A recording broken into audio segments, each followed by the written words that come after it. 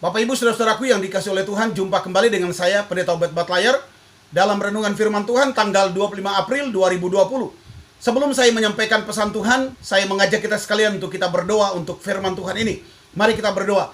Bapa, di dalam nama Yesus, aku berdoa biarlah Roh Kudus akan menerangi hati dan pikiran kami, dan izinkan kami mengalami kuasa firman-Mu pada hari ini. Kami percaya firman-Mu adalah jawaban di dalam kehidupan kami. Kami ada pada masa-masa yang sukar, tapi kami tahu bahwa firman-Mu itu kekuatan di dalam kehidupan kami. Karena itu berbicara kepada kami siap menerima kuasa dan berkat firman-Mu di dalam nama Yesus. Haleluya. Amin. Baik, Bapak Ibu saudara-saudaraku yang dikasihi oleh Tuhan, dalam renungan firman Tuhan hari ini saya beri judul, Darah Yesus Sanggup Memulihkan Kita. Bapak Ibu saudara-saudara, ada pujian yang sering kita nyanyikan dalam suasana ibadah perjamuan kudus setiap bulan, atau kita nyanyikan ketika kita sedang ada dalam peringatan kematian Yesus. Pujiannya, kata-katanya kira-kira begini: dengan darah-Mu kau tebus dosaku, dengan nyawa-Mu kau tukar hidupku. Kini aku sepenuhnya milik-Mu, akulah anak-Mu. Izinkan saya menyanyikan pujian ini tanpa alat musik. Saya berdoa supaya pujian ini akan menolong kita untuk mengalami kuasa dari darah Yesus. Dengan darah-Mu kau tebus dosaku, dengan nyawa-Mu kau tukar hidupku. Kini aku sepenuhnya milik-Mu, akulah anak-Mu. Yesus, Yesus, Yesusku berseru. Yesus, Yesusku panggil nama-Mu. Pengabdianku hanya padamu. Yesus, Yesus, Engkaulah Bapakku. Bapak Ibu saudara-saudara, dalam Injil Lukas pasal 22 ayat 39 sampai 53. Ini berbicara dalam pembacaan firman Tuhan dalam renungan tanggal 25 ini. Injil Lukas pasal 22 berbicara membahas mengenai Yesus di Taman Getsemani. Yesus ditangkap dan menjalani jalan penderitaan. Nah, saudara-saudaraku yang dikasih oleh Tuhan, ketika saya merenungkan ulang tentang kuasa darah Yesus, dengarkan saudara-saudara, kadangkala kita berbicara mengenai darah Yesus hanya pada momen perjamuan kudus atau perayaan Jumat Agung, atau kita merayakan kematian Yesus. Tapi izinkan pada hari ini saya menyampaikan kepada Bapak Ibu saudara-saudara sekalian, gunakanlah kuasa darah Yesus di dalam seluruh kehidupan kita. Sebab darah Yesus itu menjadi garansi dalam kehidupan kita. Darah Yesus itu berkuasa, bukan cuma pada masa lampau, tapi darah Yesus berkuasa pada masa kini dan pada masa yang akan datang. Nah, pada hari ini saya mengajak Bapak Ibu dengan cepat untuk melihat, ternyata dari tubuh Yesus ketika Yesus menjalani perjalanan penderitaan untuk menebus dosa Bapak Ibu dan saya, maka dari tubuh Yesus itu ada 7 bagian dari tubuh Yesus yang mengalir darah. Dan saya mau beritahu Bapak Ibu saudara-saudara bahwa tidak ada sesuatu yang kebetulan. Dalam budaya Yahudi atau budaya Israel, setiap kata, bahkan titik pun itu punya makna. Semua hal yang terjadi itu ada maknanya, saudara-saudara. Nah, ada 7 bagian dari tubuh Yesus yang mengalir darah, dan semuanya itu punya makna rohani, makna dan punya arti bagi kehidupan kita sebagai orang percaya. Nah, mari kita lihat dengan cepat 7 bagian tubuh Yesus yang mengalir darah. Yang pertama, saudara-saudara, keringatnya menjadi seperti titik-titik darah. Dalam Injil Lukas pasal 22 ayat 44. Saudara-saudara, menurut ilmu pengetahuan, ketika seorang harus menanggung beban yang sangat berat, pembuluh-pembuluh darahnya pecah sampai keringatnya ini bukan lagi darah. Bukan lagi air tapi darah. Nah, saudara-saudara, bayangkan beban yang begitu berat yang dipikul oleh Yesus. Ketika dia ada di Taman Getsemani, ketika dia berdoa, maka keringat Yesus itu seperti titik-titik darah dan menetes ke tanah. Ini yang pertama, ini bukan karena cambukan, ini bukan karena paku, ini bukan karena tusukan tombak, tetapi ini karena beban yang berat yang dipikul oleh Yesus. Dosa-dosa kita yang menekan tubuh Yesus, menekan jiwanya sehingga keringatnya keluar darah. Nah, saudara-saudaraku yang dikasihi oleh Tuhan, dalam 2 Korintus pasal 5 ayat 21, Alkitab berkata, dia, Yesus, dijadikan dosa karena kita. Menurut seorang teolog, saudara-saudara, ketika Yesus berdoa dan keluar perlu seperti titik-titik darah, sebetulnya keringat kita telah ditebus oleh darah Yesus. Amazing, saudara-saudara. Jadi ternyata ketika darah Yesus, ketika keringat Yesus, peluhnya seperti titik-titik darah, itu punya makna. Sebab di dalam budaya Yahudi semuanya punya makna. Ternyata punya makna bahwa seluruh keringat kita sebagai anak-anaknya telah ditebus oleh darah Yesus. Keringat itu berbicara segala usaha kita, kelelahan kita, segala pekerjaan kita. Karena keringat kita telah ditebus oleh darah Yesus. Jadi kalau saudara makan lalu saudara berkeringat, itu bukan keringat seperti itu yang dimaksud. Tetapi ketika saudara bekerja, ketika saudara berusaha, dan keringat saudara keluar, maka sebenarnya pekerjaan saudara itu diberkati oleh Tuhan. Sebab keringat kita telah ditebus oleh darah Yesus. Yang percaya katakan amin. Yesus berkeringat dengan titik-titik darah sehingga kita boleh berkata, dengar, segala usahaku sudah ditebus oleh darah Yesus. Segala pekerjaanku sudah ditebus oleh darah Yesus. Studiku sudah ditebus oleh darah Yesus. Segalanya yang aku kerjakan sudah ditebus oleh darah Yesus. Sudah dibeli, sudah diperdamaikan oleh Yesus. Keringatku telah diberkati Tuhan. Yang percaya katakan amin. Sebab Yesus pada akhirnya berkata, it's finished. Sudah selesai.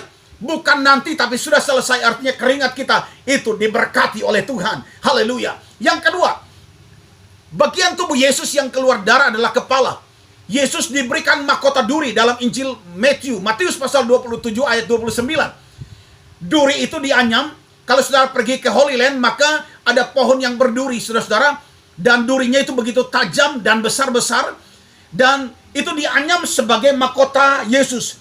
Kemudian ditaruh di kepala Yesus dan kemudian dipres, saudara-saudara. Dipres dan diputar sehingga duri itu masuk ke dalam batok kepala Yesus. Dan kemudian keluar darah.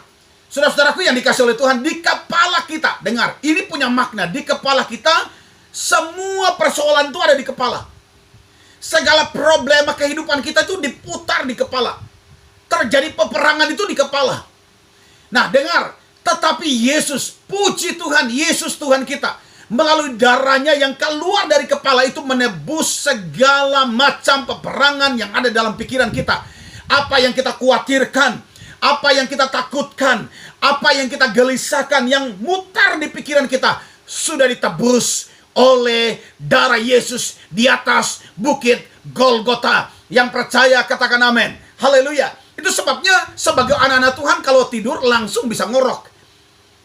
Bisa langsung tidur dengan nyenyak. Kenapa? Sebab kita tidak lagi memutar segala macam ketakutan dan kekhawatiran dalam pikiran kita. Sebab semua yang ada dalam isi kepala kita telah ditebus oleh darah Yesus. Telah dibayar lunas oleh darah Yesus. Yang ketiga, bagian tubuh Yesus yang keluar darah. Yang ketiga adalah tangannya dipaku. Dari tangan keluar darah. Nah, makna dari tangan yang keluar darah ini ternyata, saudara, ternyata tangan itu berbicara mengenai melambangkan pekerjaan kita, usaha kita, persoalan yang kita kerjakan, urusan rumah tangga kita. Nah, karena itu maka pesan Tuhan adalah milikilah tangan yang sudah ditebus oleh darah Yesus. Nah, dengarkan saudara-saudara, kalau tangan itu ditebus oleh darah Yesus, maka tangan ini tidak boleh digunakan untuk tampar istri, tidak boleh digunakan untuk mencuri, tidak boleh digunakan untuk melakukan kejahatan. Supaya tangan kita, tangan yang sudah ditebus oleh darah Yesus, maka tangan itu diberkati oleh Tuhan. Yang percaya katakan amin. Karena tangan Yesus sudah dipaku, supaya tangan kita tidak usah lagi dipaku. Karena itu jangan memakai kekuatan tangan kita untuk melakukan segala pekerjaan kita. Tapi pakailah kekuatan tangan Yesus di dalam tangan kita, sebab tangan kita telah ditebus oleh darah Yesus. Sekali lagi saya mau beritahu, jangan kemudian saudara kita menjadi orang Kristen dan berkata, oh kalau tangan saya sudah ditebus oleh darah Yesus, maka semua yang saya kerjakan itu pasti diberkati. Benar, amin saudara-saudara. Tapi kalau tanganmu penuh dengan lumuran dosa, tanganmu melakukan kejahatan, maka tanganmu tidak diberkati. Tapi ketika tanganmu melakukan kebenaran, maka tanganmu diberkati oleh Tuhan. Yang keempat, bagian tubuh Yesus yang keempat adalah kakinya dipaku. Dari kaki keluar darah. Kaki Yesus dipaku menggantikan kaki kita, sehingga perjalanan kita, amazing. Dengar, perjalanan kita diberkati. Perjalanan saudara dan saya ditebus oleh darah Yesus. Kemanapun kita pergi, menurut kitab Yosua, Tuhan beserta dengan kita. Setiap jejak kita diberkati Tuhan, supaya kemanapun kita pergi, perjalanan kita akan berhasil dan beruntung. Haleluya! Terjadilah di dalam nama Yesus. Kalau orang berkata daerah ini tandus, daerah ini nggak subur, ini susah untuk diberkati, dengar, kemanapun kita pergi, kita pasti diberkati. Sebab kaki kita, kemanapun kita melangkah, pasti diberkati. Sebab kaki kita sudah ditebus oleh darah Yesus. Tapi saya ingatkan saudara-saudara, saya ingatkan, dengar, saya ingatkan, jangan kaki ini karena berkata kita ditebus oleh darah Yesus, maka kaki ini membawa kita untuk melangkah ke tempat-tempat yang berbuat dosa. Jika demikian, maka saudara dan saya, kita tidak bisa menikmati janji dari penebusan darah Yesus di kaki kita. Bahkan saudara-saudara, dengar, kalau kaki kita sudah ditebus oleh darah Yesus, bahkan di lautan sekalipun, kita bisa berjalan di atasnya. Ada contoh saudara, Petrus bisa berjalan di atas lautan. Yang tidak mungkin dapat kita jalani, yang tidak mungkin bagi logika manusia dapat kita jalani, sebab kaki kita sudah ditebus oleh darah Yesus. Kemanapun kita melangkah dan pergi, selama kita hidup dalam kebenaran, maka perjalanan kita pasti berhasil dan beruntung. Terjadilah di dalam nama Yesus. Yang kelima, dari bagian tubuh Yesus yang kelima, yang keluar darah adalah wajahnya. Yesaya pasal 50 menjelaskan kepada kita mengenai wajah Yesus, khusus ayat 6. Saudara-saudara, ternyata janggut Yesus itu ada janggutnya dan ditarik. Itu berbicara mengenai perasaan ternyata. Kalau perasaan kita takut, maka wajah kita pucat. Kalau perasaan kita marah, maka wajah kita merah padam. Hei Bapak Ibu dengar, janggut itu berbicara mengenai perasaan, dan perasaan kita telah ditebus oleh darah Yesus. Dia menebus perasaan kita yang sering dipermalukan. Yesus di Bukit Golgota, Dia kasihnya yang besar telah menebus perasaan kita. So, Bapak Ibu Saudara, saya mau beritahu, di dalam Yesaya pasal 53, Alkitab berkata, sampai rupa pun tidak kita kenal. Yesus kehilangan muka supaya kita tidak kehilangan muka.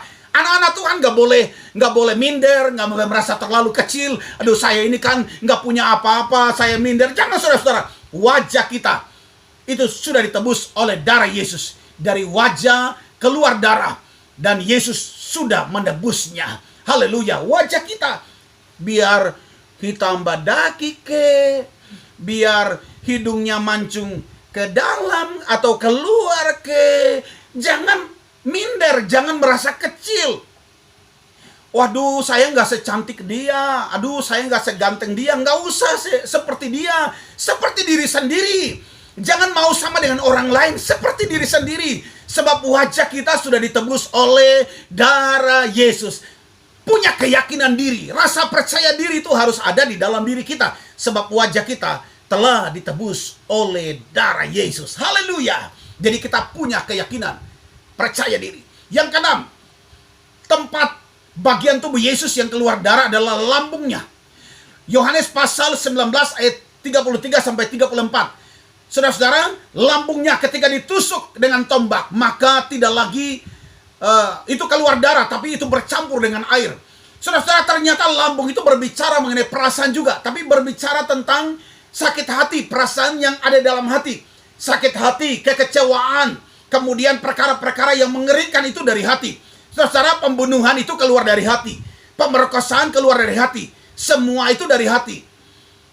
Makanya ada lagu yang berkata begini, jagalah hati, jangan kau nodai. Gitu kan Bapak Ibu ya. Alkitab berkata dari hati terpancar kehidupan. Perbuatan baik, perbuatan jahat itu dimulai dari hati. Seorang Kristen, dengar, yang berkemenangan, dia punya hati yang baru. Segala kebencian, segala kemarahan sudah lewat, dan yang baru sudah datang. Kebaikan sudah terbit karena Yesus sudah mati di atas bukit Golgota. Haleluya. Yang ketujuh, yang terakhir, Bapak Ibu Saudara-saudara, tempat yang terakhir yaitu punggung Yesus. 1 Petrus pasal 2 ayat 24, Bapak Ibu bisa menemukan di sana. Punggung Yesus dipukul dengan cemeti Romawi 40 kali. Saya memberikan informasi supaya Bapak Ibu bisa memahami bagaimana Yesus menanggung segalanya di dalam tubuh kita. Yesus dipukul 40 kali, tetapi cemetinya terdiri dari satu cemeti mempunyai 3 cabang. Satu cemeti, satu cambukan itu mempunyai 3 cabang. Setiap cabang ada kaitan seperti pancing ikan. Pancing ikan, Bapak Ibu tahu, mancing itu bengkok, pancing ikan. Dan kemudian masuk ke daging Yesus. Ketika ditarik, saudara-saudara, maka dagingnya ikut. Ketika ditarik, saudara-saudara, maka dagingnya akan terbawa keluar. Waduh, begitu mengerikan, saudara-saudara. Kalau Bapak Ibu menonton film The Passion of Christ, maka Bapak Ibu menemukan gambaran yang clear mengenai bagaimana Yesus harus menanggung segala penderitaan demi Bapak Ibu dan saya. 40 kali 3. 40 kali cambukan, tapi tiga cabang. Dan seperti kain. Jadi berarti 120 lubang di punggung Yesus. Kalau kita lihat punggung Yesus seperti dicincang, saudara-saudara. Mari kita percaya ayat ini, bahwa oleh bilur-bilurnya kamu telah sembuh. Oleh bilur-bilurnya kita sembuh dari virus corona, COVID-19, COVID-19. Kita terhindar oleh bilur-bilurnya. Saudara dan saya sehat, keluarga kita sehat, kita diproteksi Tuhan. Bilur Yesus menjadi garansi kesehatan bagi kita dan seisi rumah kita. Terjadilah di dalam nama Yesus. Yang percaya katakan amin. Saya berdoa biar kebenaran ini akan menolong kita untuk makin menghargai kuasa darah Yesus, dan makin membiarkan kuasa darah Yesus itu termanifestasi di dalam seluruh kehidupan kita. Doa saya menyertai saudara. Immanuel, Allah beserta kita. Tuhan Yesus memberkati kita sekalian. Amin. Mari kita berdoa. Di dalam nama Yesus, meteraikan firman-Mu di dalam hati kami. Dan izinkan kami dalam perjalanan di hari-hari yang sukar ini, kami mengalami kuasa darah Yesus di dalam seluruh tubuh kami, dalam seluruh kehidupan kami. Sehingga akan ada kesaksian yang luar biasa, bahwa orang yang punya tanda darah Yesus diselamatkan, dilindungi, dan diberkati. Dalam nama Yesus. Haleluya. Amin.